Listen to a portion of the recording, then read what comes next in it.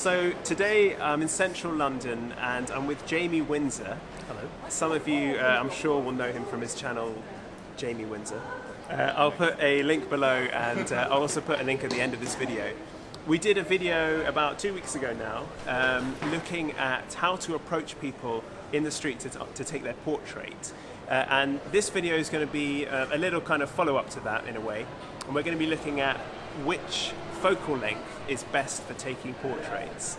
So we're going to be comparing the three most common focal lengths for portraits: the 35mm, 50mm, and the 85mm. Today, what are you shooting? I am shooting on my Fuji Xe3. I've got a 23mm, which is a 35mm equivalent, and I've also got a 56mm, which is an 85mm equivalent. Those are my two favourite focal lengths in the world, so that's why I'm shooting with them today. I'm going to be shooting the 35mm on the Fujifilm X100T and the other focal lengths on my trusty Canon 5D Mark I. So let's head out into the streets and let's go and take some portraits. Let's get shooting.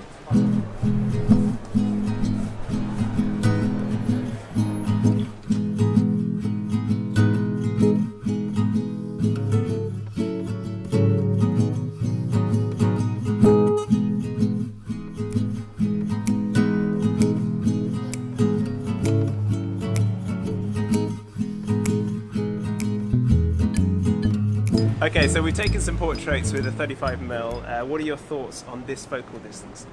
Well, 35 is definitely my favourite focal length because it's so versatile, and a lot of people talk about how sort of 35 and 50 are kind of representative of what we see as with the human eye. There's a film called Call Me By Your Name. The director, whose name I can't pronounce, shot the whole film with a 35mm lens in order to give the film a very honest feeling, so that you feel as the viewer that you're actually part of the scene. When you're shooting people out in the street, that can be quite an interesting thing to play with. It brings in more of the context of the scene, and it's less just focused on the subject, perhaps. I'd recommend probably not going more than kind of waist up, further in than that, because unless you're going for that look, and you know there are merits for going for that look sometimes, but you're going to get a lot of exaggerated features, and it's generally not a good thing to have as a portrait. But if you go further back, maybe a full body portrait or sort of 3/4, then you can get a lot of context with the shot, and you can say a lot more about the subject with what's surrounding them. One thing that I was thinking about recently is that the most common focal length now of the last sort of 10 years with mobile phones coming along is going to be the one on the iPhone pretty much, and they're usually around sort of on the wider end 28, 29, 30, that kind of thing. So we are, as a society, we are so used to seeing the world through a wide lens. So I think that this is one of the reasons why 35mm focal length perhaps feels quite familiar, and maybe why 50 or 85 is going to look quite a lot different from what we're used to seeing. So that might be something to consider, I think. So we've done 35. Now let's put 50mm to the test. We're going to head out, take some more portraits. I'm using the Canon 5D Mark I with my 50mm 1.8. And you're on the Fuji.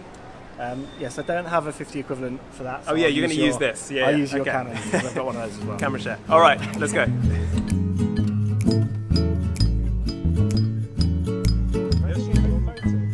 you. Just straight down the lens, just neutral.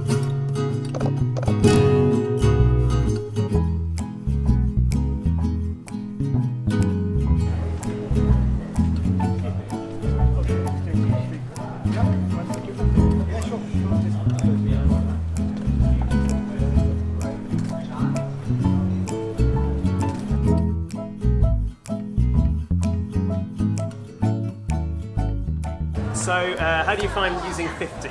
I think 50 gives you a very, very, almost like a graphic kind of look. It's sort of right in the middle. So you get this very, very kind of flat look from a certain distance, which can have a lot of appeal, I think. It's slightly less personality than both the 85 and the 35. But I find that when I'm taking portraits, especially if I'm taking things like headshots. A 50 exaggerates the features a little bit too much for me. I would say for a 50, you don't want to be shooting more than kind of a sort of mid, kind of sort of torso. I think if you're going for a headshot, it distorts it too much. Distorts it too much, and that's where an 85 comes in a lot better. A 50 is an interesting focal length because it is the standard for a lot of people, and it's the point at which, from one side, you have everything that's classed as a wide lens and everything that's classed as a telephoto lens. It's on the the kind of other side. midpoint. So in a way, it's kind of neutral. In a way, it is eliminating the concept of focal length in a way, which can be both, like the 35, an advantage and a disadvantage. Yeah. I think for me, the 50 closest represents what I see and how I like to see things. And I think as a lens, it's such a good all-rounder in that if you get in closer, you get that much more separation than you get with a 35 in the background. You can throw the background out of focus, and I find it a lot easier with that focal length. But also you can get the scene in. It is wide enough to kind of capture the scene to a certain extent.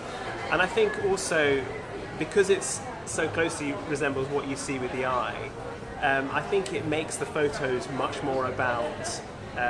It's kind of an invisible focal length. It makes the focus of the photo much more about the subject rather than about the photographer, I think. So let's go and shoot 85mm. I've got my Canon 85mm, what is this, 1.8, and you're shooting Fuji. I've got my 56mm, which is an equivalent of an 85 on the crop sensor Fuji. So let's go some 85. And just straight down the lens.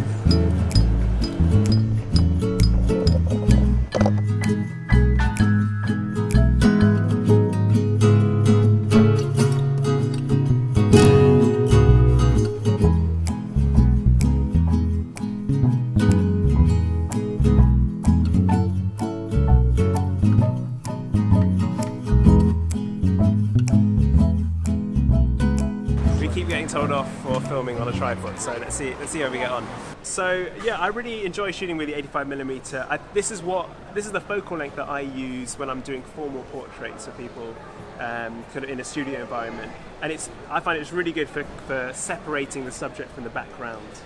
Although it is worth mentioning, I think, that when you are throwing the background out of focus and you've got the subject kind of isolated, you can still see the background a bit. It's not that compressed that everything is completely gone. So you still have to think about the background. But one thing I really like about the 85 is if you use it in different ways. So if you do a headshot with it, that's quite a normal way to use it. But if you were to stand back a bit and take maybe a full body shot with the 85 in the street, one thing that has is a look to it of a more kind of formal aesthetic. So what you can create there is an interesting juxtaposition with this very formal look with someone in the street with the context of the street around them. The casual environment. I think it creates quite an interesting dynamic in your photo. I suppose with the kind of zoom effect of the 85, it can be useful if you're perhaps not as confident talking to people in the street to kind of get kind of sneaky shots from further away.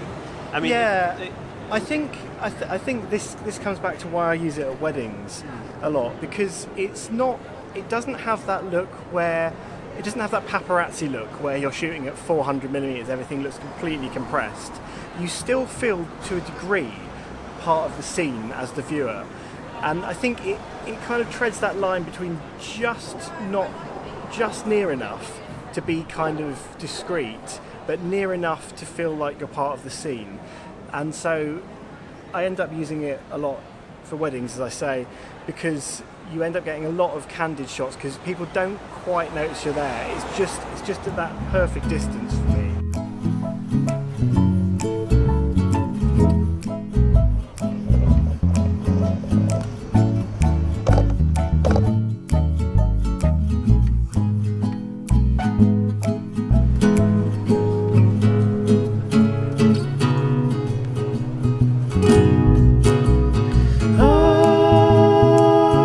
Self-care.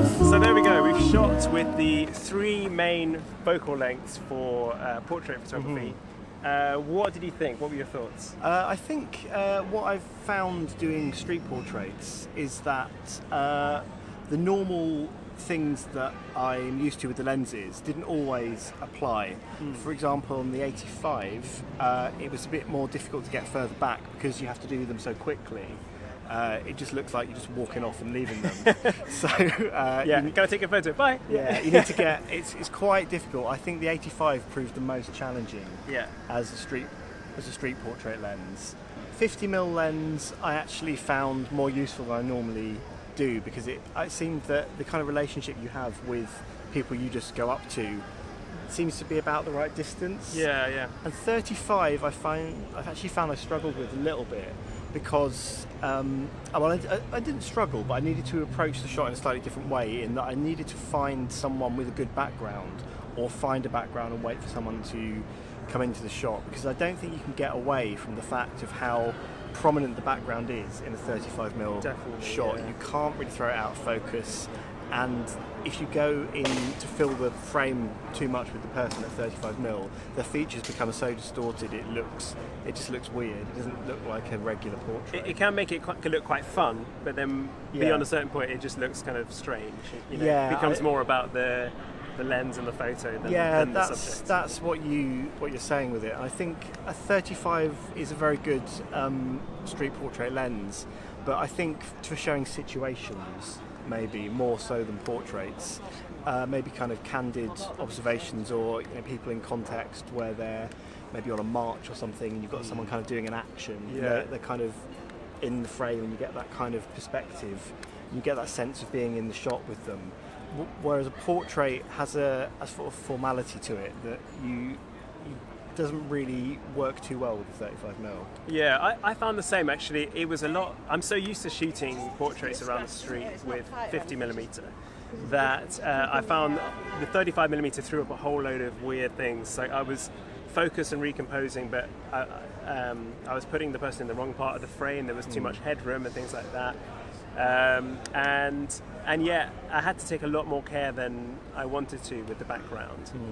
I know you always do have to take the background into consideration, but with the 35 it's just so glaringly there. It's a major part of the image, isn't it, when definitely. you use 35. But I did enjoy more of the context. It makes it more about where you are in the street rather than just the person. Well, I think that's important in any sort of street photography. I think the context is important. So maybe that's where a 35mm is good, because you're showing someone in their environment, and that is kind of what street portraiture is about, in that you're looking, it's like an observational, although it's posed, it's still an observational kind of slice of life from a certain place at a certain time, and showing the environment and how that person is sort of interacting with the environment and how they fit within that is probably an important part of the kind of genre of photography. Yeah, definitely. All right, so here it comes to it. What is your favourite focal length for portraits? Right. This is going to be weird, because I'm probably going to say all 3. So 35mm is my favourite all-rounder lens because it's so versatile.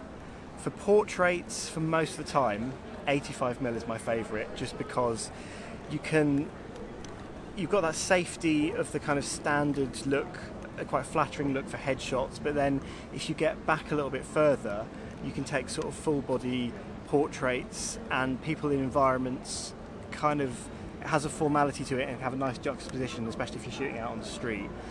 But for ease of getting a good photo quickly for street portraiture, when you go up to someone, a complete stranger, I think 50mm was the clear winner for me.